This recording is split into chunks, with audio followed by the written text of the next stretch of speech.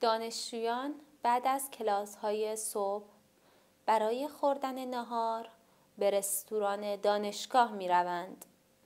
وقت نهار از ساعت 12 تا 2:30 بعد از ظهر است.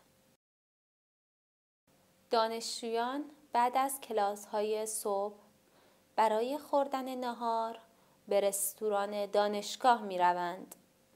وقت نهار از ساعت 12 تا 2:30 بعد از ظهر است.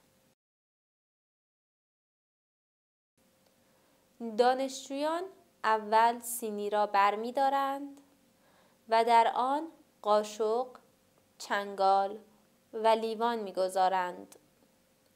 بعد غذا، سوپ و سالاد می گیرند.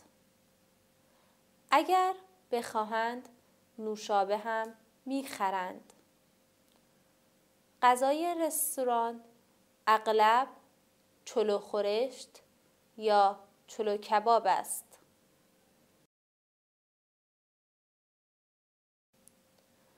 دانشجویان اول سینی را برمی دارند و در آن قاشق، چنگال و لیوان می گذارند. بعد غذا، سوپ و سالاد می گیرند. اگر بخواهند نوشابه هم می خرند. غذای رستوران اغلب چلو خورشت یا چلو کباب است.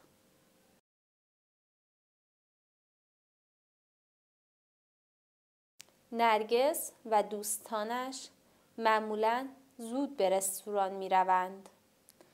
آنها دوست دارند آهسته و با لذت غذا بخورند. بعد از نهار هم بنشینند و صحبت کنند.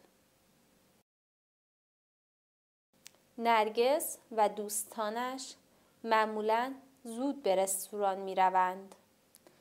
آنها دوست دارند آهسته و با لذت غذا بخورند. بعد از نهار هم بنشینند و صحبت کنند.